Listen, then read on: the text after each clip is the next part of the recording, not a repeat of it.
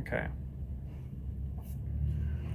I'm at a desk instead of sitting on the floor today, so that's nice. I think it makes the angle better too. Yeah, so I did not have any idea what I was going to talk about until probably 15 minutes ago, 20 minutes ago. I think it was last time too, which is great. That's just fine. Wing it a little bit. So, rest is what I talked about last time, and that is still on my mind this week, and I think will be for a while. However, purpose and meaning has been on my mind a lot today. It's kind of always in the background, so it's not fair to say it's just like a this week or this day only thought. It's always there, but it's there a little bit more today. So, and I talked about it last week as well. But one of the things I mentioned last week that I think will carry over is just the question of purpose and meaning being a deeply rooted thing as opposed to a surface level thing. I don't explicitly remember the examples a lot, but I think of Man's Search for Meaning, Viktor Frankl, which I believe I brought up last time. Of a lot of us here in the US and other well-off developed countries, we can root our meaning in pretty, important but not ultimately meaningful things. And I think a lot of times they're expressing deeper meaning without us actually tapping into the deeper meaning. So, someone might say, taking care of my family is a deeply fulfilling and meaningful thing, but I would be hesitant to say that is explicitly the meaningful thing. There's something deeper. There's a reason you value your family. There's a reason you value protecting and providing for your family or being present with your family, because it's not always the same. At least the way we talk about it. I think people will say they value things, but they don't necessarily value going the extra mile for them, which some people might say, well, you don't really value it then. And that's fair to an extent, I think. But how we structure important and valuable things is very telling of where we're at in the moment. And I think we feel that dissonance and disconnect when we don't. I say I really value family, but I don't really value video games. But I'm consistently rejecting opportunity to spend time with family so that I can play a video game. For one, I'll probably enjoy the game less, and I'll probably feel emptier and shameful and guilty for not spending time with family. And that would likely be an example of my values not being congruent with my actions. If I say this is important, then it isn't. It's why people will say actions speak louder than words. It doesn't matter how many times I say I'm a punctual person. If I'm late to everything, no one believes me. And at a certain point, I just become a liar. Yeah. So there is a congruent element that needs to be there. And I think in that example, I guess this is also, we're talking values and beliefs as well as purpose and meaning then. If I say, no, I'm punctual, like I am that person, and I'm not all the time punctual, or I'm frequently not on time, something's going on. Which is interesting, because there's something that's going on internally for me that makes me really want to be on time, at the very least to present that way, and to reassure people that I am that. And I think that's a way of us diminishing our own inadequacies a lot of the time. We try to talk ourselves into feeling better about ourselves, which it's good to be encouraging and supportive, but it's not really good to lie to ourselves, which is ultimately what's happening. Even if I'm letting other people down, I'm lying to myself all the time. Because if I consistently say I'm punctual on time and I'm not, other people know that that's now not true. And even if they're really like whatever about it and they joke with each other, I'm like, oh, he's not going to be on time. It's still a problem to me because I'm lying to myself and engaging in something that just isn't true. I'm avoiding that for some reason because other people are just fine. They'll be like, yeah, I'm late. So I think for a lot of people, that's going to be a fear of acknowledging that shortcoming for whatever reason. That's a scary thing to do, is to say, no, I'm late all the time, or at least very frequently, and I don't want that to be the case, so I need to change it. The moment we identify something as a shortcoming, it becomes more real to us. Now, that doesn't mean we should always look for problems, but it does mean that when we can be aware of incongruencies, I think it's really important to address that. There are definitely some I can think of right now for me that really need addressed, and a lot of them are me affecting me, but some of them aren't. And a me affecting me thing might be something like at the gym maybe.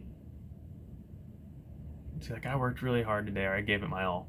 If I didn't give it my all, I know that I didn't, even if what I gave was better than someone else in terms of actual output and effectiveness. It doesn't mean, compared to what I know about myself, that it was actually efficient and useful. And so that's where that like self-lie, where people won't know.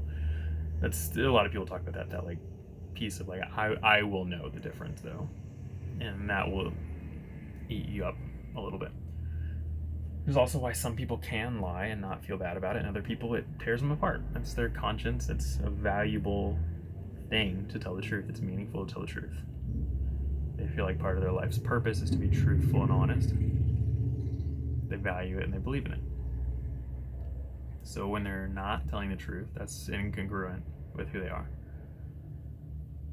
To the example before, I do think it's good to rephrase our self through identity statements. So if I want to be on time, I need to act like someone who's on time.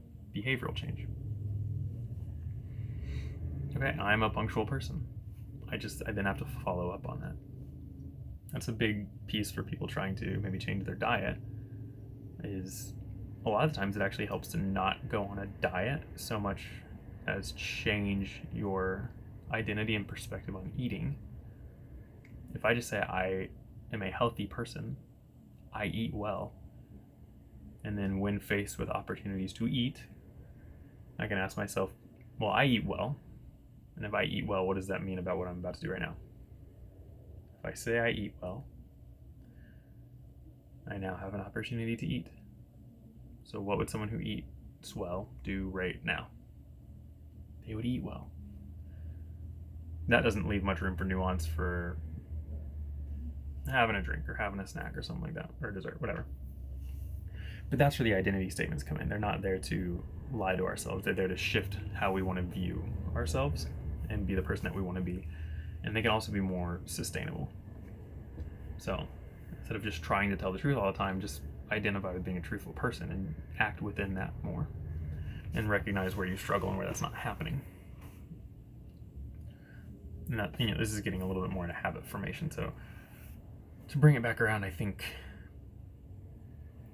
finding meaning and purpose is, and this isn't super thought out by me, but I think it's hard today for a lot of people. There's just so much that can take our attention with very little ease, and there's so much we don't have to do, and there's a lot of just entitlement and superiority that people put out, a lot of lack of accountability and responsibility, at least here in this culture, my perspective. Not a lot of just owning up to our own shortcomings as a person and owning up to what we feel like we're supposed to do and that looks different for a lot of people, but I also think it's an outcome of so many of us pursuing happiness over meaning, which can be debated, but by everything I can see, if you pursue meaning, you will be happier than if you pursue happiness. And again, that goes back to what we're rooting things in. Because if I say I'm going to pursue happiness as the number one goal for me, I do need to define what being happy is. Because if I just say, oh, I want to be happy all the time, but I have no idea what that is, I'm not going to be happy, or when I am, it's going to be really hard to figure out what's going on or replicate it. So I need to pay attention to what makes me happy. Well, hanging out with friends makes me happy. Okay, cool, I can do that. Doing this type of work makes me happy. Cool, I can do that. Doing this hobby makes me happy. And we start to stack up things that make us happy and then see, can we fit that all in to the day? And where I think that falls short for a lot of people is, well, what if that friend passes away? Or what if I can't make a living on the job that I like and I have to go do a job that I don't really like very much? Or I'm not able to do these hobbies right now, but I've made my number one goal happiness. That means I'm kind of destroyed at that point because I'm saying I'm not happy. If my goal is meaning and doing things that are meaningful and purposeful,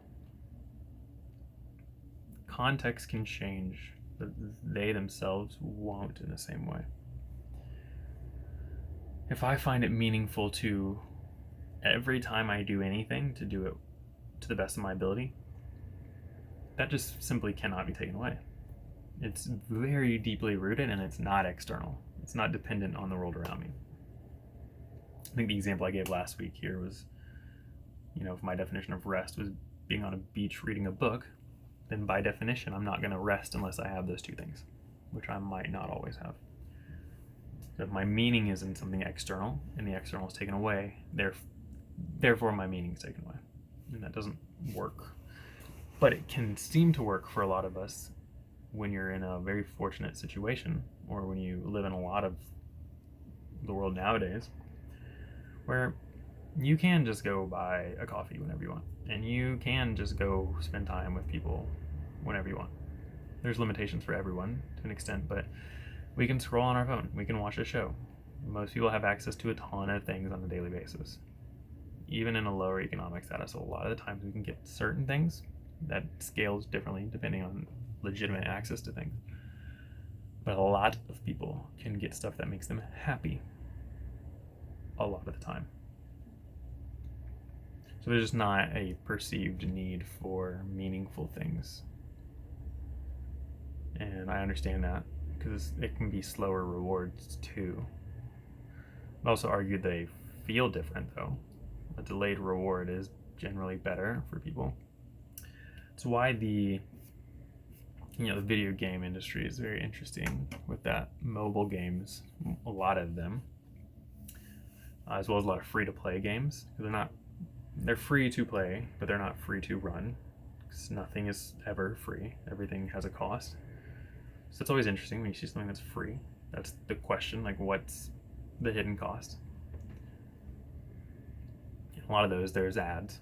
Okay, if there's not ads, they're expecting that you spend money on something, and that's where like microtransactions come in, and why games like Fortnite and Rocket League can make money. It's because they're expecting you to spend money in some capacity at some point, and that's how they make their money, as well as things like sponsorships and other things, but it has to come from somewhere.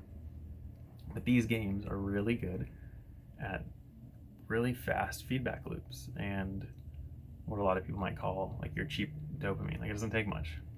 You beat a level, great. You get this reward or this gem or the X amount of gold for this thing it's all isolated in this game. The game itself is meaningless, even if we can have a lot of fun and enjoy it with people and have meaningful time. And it's just very rewarding very quickly. And it's to me really impressive how well a lot of the video game industry has gotten at like marketing psychology. It's like a really cool field from a mental health perspective. And cool in the sense of like fascinating what they've been able to accomplish with getting people's attention. But it's also why you have video games like Elden Ring and a lot of the Dark Souls games that are hard and people love them. And a lot of people see that and this is too hard, I hate this. They kind of visceral in the other direction. They're like, this is awful, or they'll say this is made poorly. But I think the difference is understanding that the goal of those games, in a lot of the sense, is overcoming challenge. It's not fast, immediate reward. It's the difference between someone who says, I like to go outside and walk because it's nice, versus someone who says, I work on my mile time. They're totally different. Walking, it's not the same as a video game. But walking can just be peaceful and relaxing, and it's not very hard for a lot of people. They can just go walk. Someone who wants to run a mile in under 5 minutes, very hard. Very hard. And if you can do that, you will feel way better with everything that you've done leading up to that, usually than the short reward of a walk. And a walk is kind of a bad example because it's really healthy and has a lot of good effects. But there's this process-driven long-term effect of I worked really hard for this and I figured it out. That's why those games are helpful. People say, I figured out how to beat that boss. I spent hours and 50 attempts trying and I changed my characters, this and that. Versus a game that you're like, this is not that hard and I'm going to spend 99 cents to buy a tool to make it cooler and fun. Some games mix that really well. I think Pokemon Go mixes that really well because you can just buy stuff to use all the time, but you can't buy beating certain Pokemon and catching them. I had no idea I was going to talk about Pokemon coming in here. You have to work hard, and the further you get in that game, even though it's accessible to everyone, the harder it gets, which is true of everything in life. Most things are accessible to a lot of people, and then as you tier up into the upper percentiles, they get harder and harder to obtain.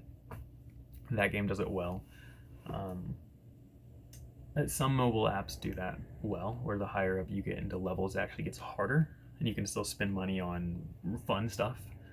You can also spend money on rewards, which some people, that works when you're not playing against other players. You can buy tools and equipment to help you. It's just a fascinating industry to pay attention to, and how they structure and mess with your head, sometimes in good and bad ways. But the point I'm trying to make with all this is why extremely hard games can be super satisfying. It's also why that kid who technically beat Tetris, insane, or people who do speedruns, or people who, get very, very good at games, or they're like, I've beat this game before, let me try to beat it without doing this thing, or I want to play it on the next harder difficulty.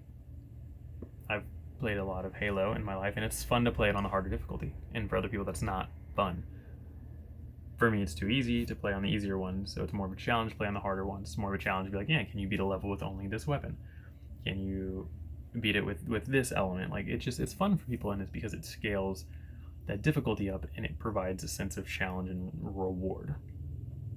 Now, those are all, I'm speaking to a lot of tangible things there, and I know I'm talking about meaning and stuff that can and can't be taken away, but that can speak to a lot of people on, I want to be challenged efficiently in whatever I do. That can't be taken away. Now, you can be put in environments where that's difficult. Someone who, and sometimes that's a little bit also how you perceive a situation. So if you're someone who's really intelligent, really process driven in terms of how things work, and maybe you're in an entry level retail job and you're like, this is boring, you can make that more engaging by how you're tracking your efficiency and your engagement and memorizing certain things. There's methods people can use to be more engaged. But again, that is an ability to reflect and look at methodology in terms of how to do things, or to make something that could be mundane more challenging. And that can create a sense of meaning. And I'm doing this on purpose to bring it down. Like, it doesn't have to be my meaning in life is to honor God in everything I do.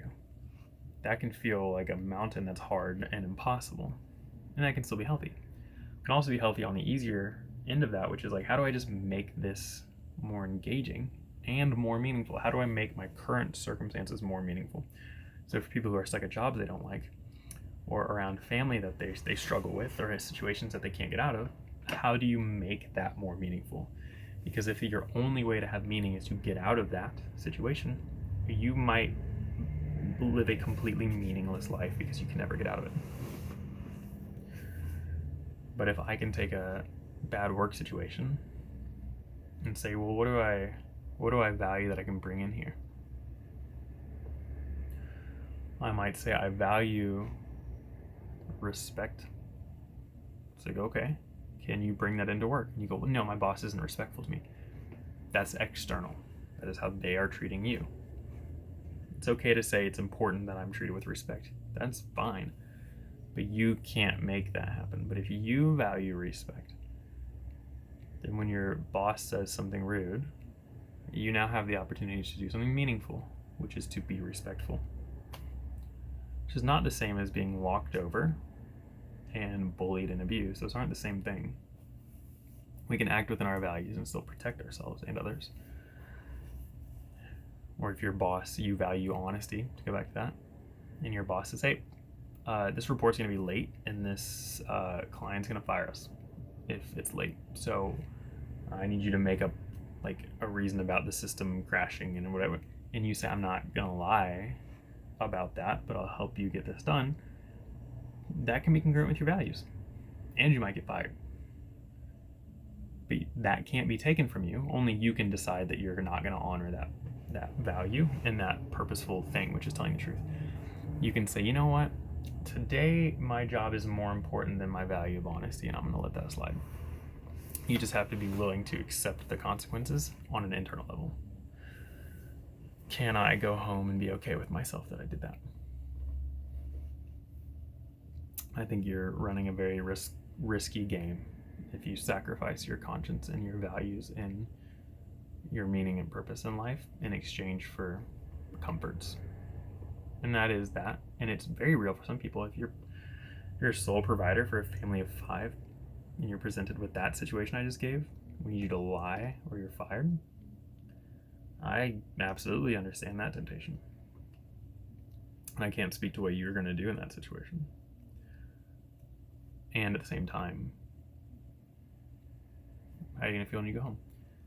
But to use that example, if you value telling the truth, but you value family, and maybe you value family more, it's probably going to win over being honest at work. You're like, this pays for my family. I don't want to lie, but I'm going to do it because they're more important. You just have to really be mindful of where you value certain things, what you think your purpose and meaning is. I would deepen that as deep as you can possibly make it go. I really think that those things are more eternal and long-term than day-to-day comfort. I say that being someone who cannot do that perfectly at this point. And I still think it's true. It's just important to know where you're flexing those things and where you're sacrificing your soul and your conscience in exchange for, I am going to keep saying comforts. That might be slightly dismissive in some sense. Just know contextually that people are going to fit into very different categories of needs and just where they're at in life. I get that. So, but it is about being more comfortable and having things that we don't want taken away. And family is a fantastic example that I don't want family taken away. I'm going to be tempted to do things against my values to an extent to protect my family, but there's a limit. And I'd like to not do those things. There's also a really important element of the sooner you can identify your personal meanings and your purpose and your values and beliefs and morals and all that, the easier it is to set yourself on the right track. And ideally to set the world around you on the right track. If I'm 10 years into a career and I realize I don't value this at all, that's a lot harder to career shift than if I figure that out somehow at 18 before I go off to the working world or college. That's going to save me a lot of trouble. There's not a wrong time to learn that at any point. That's good. But the deeper in you are, the harder that is to transition and shift out of that. So if I start to value honesty a ton and realize that that's actually really important, and I look at my job and I'm like, shoot, I'm lying for a living pretty much.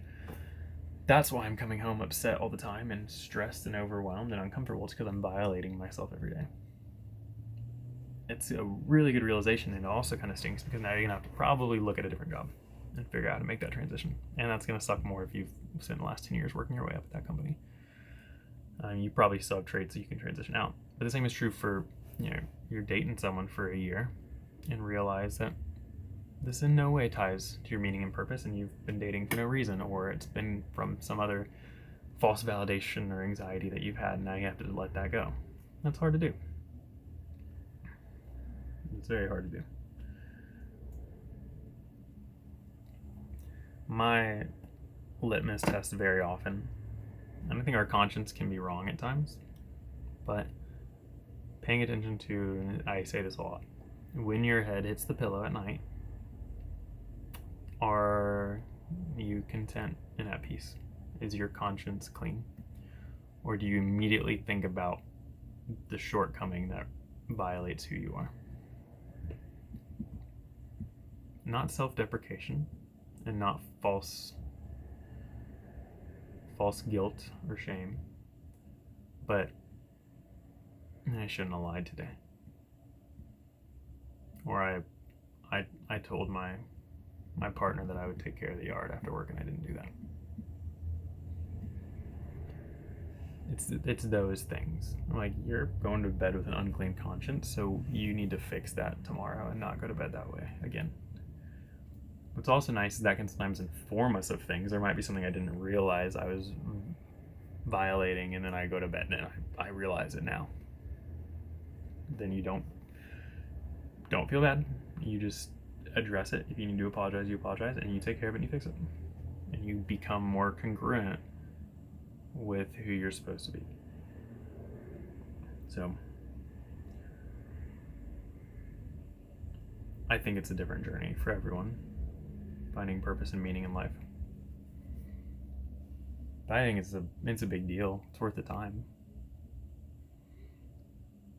I think it's worth the time for everyone. I think that's fair to say. And I think the time to start is when you're aware of it.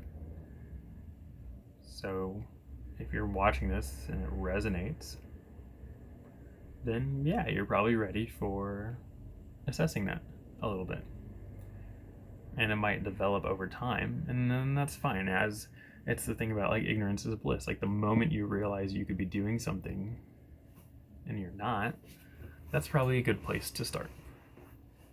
It's like the same, I think of it like laws and taxes, and like when people learn, they're like, oh, that's a thing I'm supposed to be doing.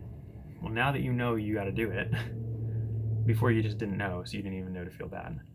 But now you know, so yeah, you're gonna need to do that, or you're gonna either be willfully negligent, or you're gonna feel it every day and be like, oh, I should be doing that. Make the change and do it, and you'll feel better, and you'll sleep better a lot of the time, and you'll probably stress less. Those will usually go hand in hand. Yeah. Once you learn about it, then you take the step, and you don't, try not to feel bad about missing it before. Again, if you have to own up to stuff, fine, but of course I'm preaching to myself a lot here. There's a couple of things I need to just do. And if you get locked up, a little stunned on 10 things I realized, don't get stuck in decision fatigue. Pick one and just fix it, make it better. If you can structure it, most important, do it that way, great. If not, just pick one, fix it. Pick the next one, fix it. I'm not doing, this isn't meaningful to me. Okay, stop doing it. As long as it doesn't hurt anyone. Or I need to be doing this activity. Okay. See how you can integrate it. This isn't a race. You just develop and try to get better at being the person you're supposed to be.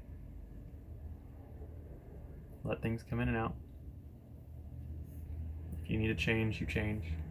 If the realization now is super important and 10 years from now it's a little bit different, that's okay. It's just about pursuing, I'm coming from a perspective of pursuing meaning and fulfillment and purpose. I think most people will live a better life that way. And I think to bring that back around to mental health specifically, I think that is supported in research and data. Meaningfulness, purpose, fulfillment in life. Those are more important things than just looking for happiness or satisfaction and gratification. And ironically, those things that I mentioned will often be downstream of the purpose and meaning and fulfillment. But usually pursuing these other things won't end you in this area. Pursuing just happiness won't get you to fulfillment and purpose, but often pursuing purpose and fulfillment will lead you to. Probably more like joy. You might not always be happy. But yeah. So that's what I got. Yeah. Purpose, meaning, fulfillment, values, beliefs, morals, all of it. It sits in there and people feel it differently. So just respecting and honoring how you're feeling that and what movement you need to make in your life and what you need to keep on doing and what you need to change. Way easier said than done, but yeah, that's on my mind today. So that's what I got.